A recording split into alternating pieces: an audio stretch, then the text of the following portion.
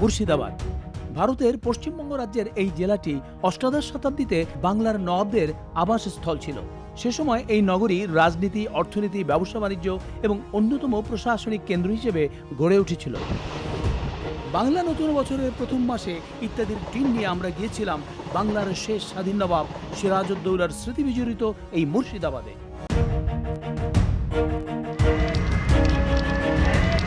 1704 সালে খ্যাতনামা দেওয়ান মুর্শিদ কুলি খান বাংলার দেওয়ানি সদর দফতর রাজধানী ঢাকা থেকে মাকসুদাবাদে স্থানান্তর করেন। পরবর্তীতে মুর্শিদ কুলি খান তার নাম অনুসারে এই এলাকার নাম দেন মুর্শিদাবাদ। নবাবী আমলে মুর্শিদাবাদের নবাবরা হাজারদুয়ারি, ইমামবাড়া, কাটরা মসজিদ, খোশবাগের মতো অনেক ঐতিহাসিক স্থাপনা নির্মাণ করে গেছেন। এর মধ্যে সবচাইতে আকর্ষণীয় এবং স্থাপত্য শিল্পের এক অসাধারণ নিদর্শন হচ্ছে হাজারদুয়ারি প্রাসাদ। দর্শক মণ্ডলী, কথা বলছি ভারতের কলকাতা থেকে প্রায় 209 কিলোমিটার উত্তরে এবং বাংলাদেশের চাঁপাইনবাবগঞ্জ থেকে 185 কিলোমিটার দক্ষিণে অবস্থিত সিরাজউদ্দৌলার বাংলা, বিহার, উড়িষ্যার ঐতিহ্যবাহী অতীত রাজধানী মুর্শিদাবাদ থেকে। আমি এখন দাঁড়িয়ে আছি মুর্শিদাবাদে পর্যটকদের জন্য প্রধান আকর্ষণীয় স্থাপনা হাজারদুয়ারির সামনে, যা হাজারদুয়ারি প্যালেস মিউজিয়াম নামে পরিচিত। এটি নির্মাণ করেন নবাব হুমায়ুন জা। অনেক পর্যটক অবশ্য এই হাজারদুয়ারিকে নবাব সিরাজউদ্দৌলার তৈরি প্রাসাদ ভেবে ভুল করেন, অথচ সিরাজউদ্দৌলার মৃত্যুর 80 বছর পর এই প্রাসাদ তৈরি হয়েছে।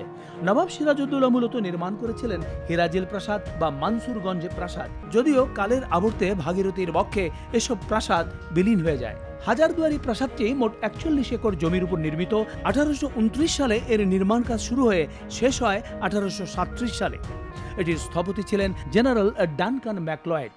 দৃষ্টিনন্দন এই প্রাসাদটিতে 1000 দুয়ার বা দরজা রয়েছে, যার মধ্যে 900টি আসল এবং 100টি নকল দরজা, যে কারণে লোকমুখে এর নামকরণ হয়ে যায় হাজারদুয়ারি।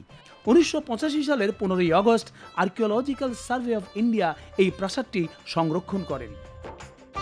পলাশির যুদ্ধে ব্যবহৃত কামান, মীর কাসিমের ছোরা, আলীবর্দী খান এবং সিরাজউদ্দৌলার তরবারি ছাড়াও এখানে রয়েছে অনেক দুর্লভ সংগ্রহ।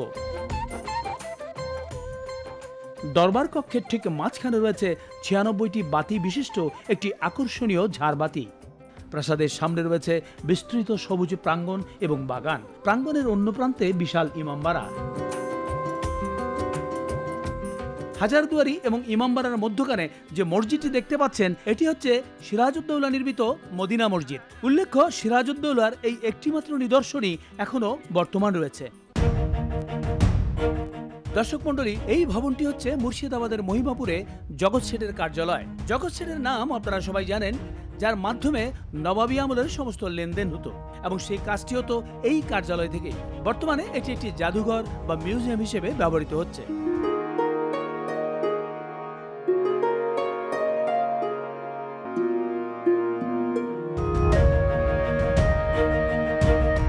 এটি হচ্ছে বিখ্যাত আজিম কাটারা মসজিদ। মসজিদটি নির্মাণের পর মুর্শিদাবাদের দ্বিতীয় নবাব সুজাউদ্দৌলা তার পত্নী আজিমুন্নেসার নাম অনুসারে এর নাম দিয়েছেন আজিম কাটারা মসজিদ।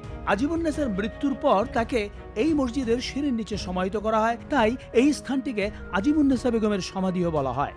আমি এখন এই মসজিদের একটি ফটকের সামনে দাঁড়িয়ে আছি। এই মসজিদে এ ধরনের 5টি ফটক ছিল, কিন্তু 1897 সালের ভূমিকম্পে 4টি ধ্বংসপ্রাপ্ত হয়। অবশিষ্ট এই একটি ফটকই মসজিদটির স্থাপত্য শৈলীর নিদর্শন হিসেবে দাঁড়িয়ে আছে। এখন আমি যে স্থানটিতে দাঁড়িয়ে আছি, এটি একটি সমাধি স্থল।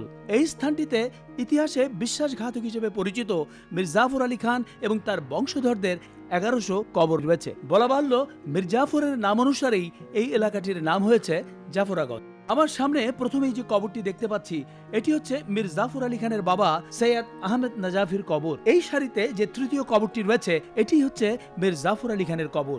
মীর জাফর আলী খান সংক্ষিপ্তভাবে মীর জাফর হিসেবে পরিচিত হলেও তার কবরে লেখা রয়েছে সুজাউল মুলুক হাসামুদ্দৌলা নবাব মীর মোহাম্মদ জাফর খান বাহাদুর মোহাম্মদ জং নবাব নাজিম অফ বেঙ্গল। তার কবরের পাশেই রয়েছে পরিবারের অন্যান্য সদস্যদের কবর। দর্শক মণ্ডলী, এই সেই ভাগীরথী নদী, যেখান দিয়ে দানশা ফকির নামক একজন মাঝির নৌকায় চড়ে পালিয়ে যাওয়ার সময় সিরাজউদ্দৌলা ধরা পড়েন।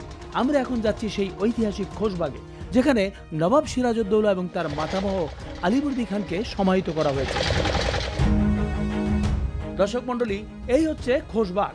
1740 সালে নবাব আলীবর্দী খান এই বাগানটি তৈরি করেছিলেন। পরবর্তীতে নবাব সিরাজউদ্দৌলা এখানে একটি সমাধিসৌধ নির্মাণ করেন। সমাধিসৌধে ঢোকার পথে আমার পাশে যে 3টি কবর দেখতে পাচ্ছেন, তার মাঝখানের কবরটি হচ্ছে নবাব সিরাজউদ্দৌলার বিশ্বস্ত দেহরক্ষী গোলাম হোসেনের। দর্শক, এবার আমরা যাব সিরাজউদ্দৌলার সমাধিস্থলে। আমার সামনে দ্বিতীয় যে সমাধিটি রয়েছে, এটি হচ্ছে বাংলার শেষ স্বাধীন নবাব সিরাজউদ্দৌলার সমাধি। এখানে লেখা রয়েছে মির্জা আলী মোহাম্মদ শওকত জং, আর এর পাশেই রয়েছে তার নানা নবাব আলীবর্দী খানের সমাধি। আর এপাশে রয়েছে সিরাজউদ্দৌলার প্রিয়তমা পত্নী লুৎফার কবর, এবং তার পাশেই রয়েছে সিরাজউদ্দৌলার নাটকের সেই পরিচিত চরিত্র আলিয়ার সমাধি। প্রতিদিন প্রচুর পর্যটক এখানে আসেন বাংলার শেষ স্বাধীন নবাবের এই সমাধিস্থলটি দেখার জন্য। মুর্শিদাবাদের হাজারদুয়ারির সামনে থেকে ইত্যাদি দর্শকদের অনেক অনেক প্রীতি ও শুভেচ্ছা জানিয়ে বিদায় নিচ্ছি।